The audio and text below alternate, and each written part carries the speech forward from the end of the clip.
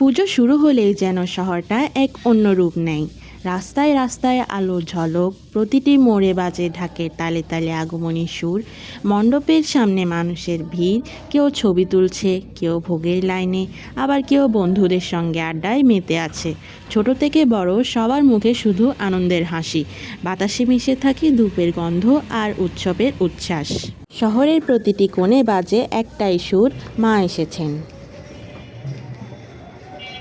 Hello everyone, সবাই কেমন আছেন? আবার চলে এলাম আপনাদের মাঝে আরেকটি নতুন ভিডিও নিয়ে। আজকে এই ভিডিওতে আপনাদের দেখাবো চৌধুরীহাটের পুজোগুলো কেমন হয়। হ্যাঁ, আমি যে চৌধুরীহাটের কথা বলছি সেটা অবস্থিত চট্টগ্রামের হাটহাজারীর আশেপাশে। এখানে প্রায় 34 থেকে 35 রকমের পুজো হয়। আজকে আমি সেই পুজো মন্দিরগুলোই আপনাদের সাথে শেয়ার করব।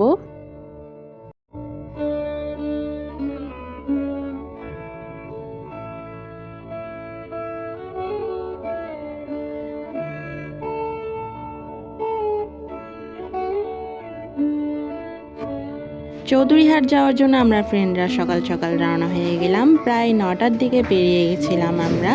এক একজনের গন্তব্যস্থল থেকে প্রায় 1-1.5 ঘন্টা দূরে ছিল ওই জায়গাটি। আপনাদের সবার কাছে একটা অনুরোধ রইল, যদি ভিডিওটি ভালো লাগে বা না লাগে তাও অন্ততপক্ষে 3 মিনিট ভিডিওটি ওয়াচ করবেন আর একটি সুন্দর কমেন্ট করবেন।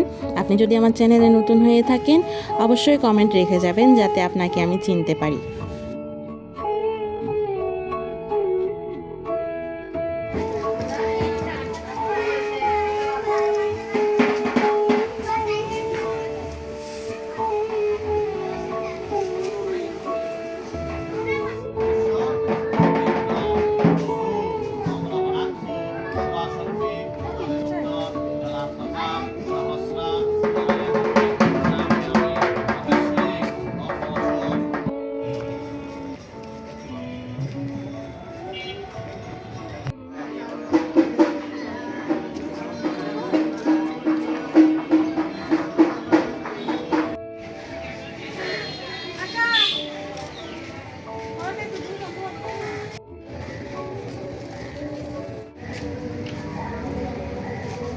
প্রতিমা দেখার আসল মজাটাই তো সেই ঘুরে ঘুরে দেখা, আলোকসাজের ঝলক, ঢাকের তালে তালে বন্ধুদের হাসি আর প্যান্ডেলের হোপিংয়ের আনন্দে ভরা মুহূর্তগুলো।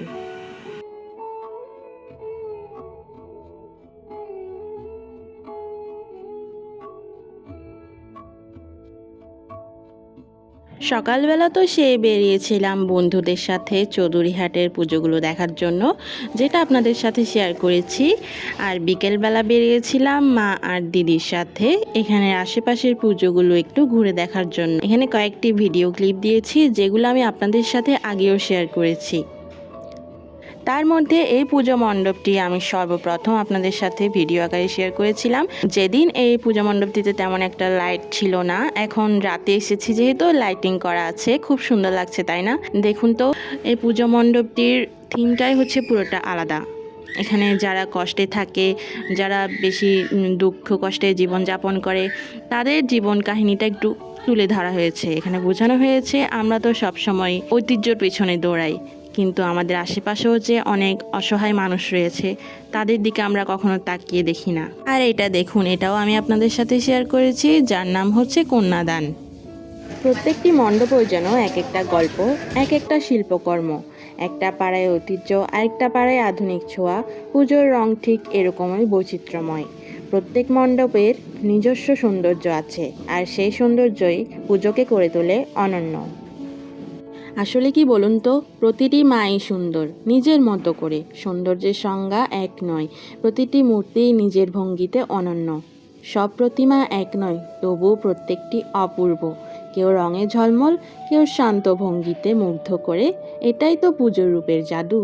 এই যে রয়েছি আমি, আমার মা আর আমার পিসিতো বোন।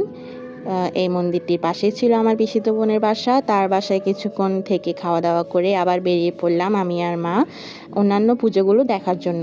শহরের বাকি পুজোগুলো আপনাদের সাথে শেয়ার করছি, আপনারা শেষ পর্যন্ত থাকবেন। পুজো এলেই যেন পুরো শহরটা আলোয় সাজানো স্বপ্নের মতো লাগে। আলো, হাসি আর আনন্দে ভরে গেছে পুরো শহর। পুজো এসেছে হৃদয় ছুঁয়ে। শহরের প্রতিটা মোড়, প্রতিটা গলি এখন উৎসবের রঙে রাঙানো।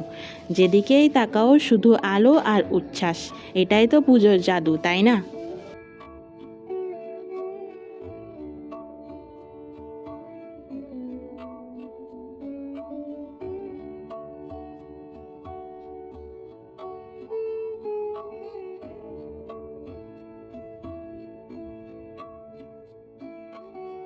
এই বাড়িটা দেখুন, এই বাড়িটা হচ্ছে চৌধুরীহাটে অবস্থিত। বাড়িটার নাম আমি ঠিক বলতে পারি না, কিন্তু বাড়িটা খুব সুন্দর।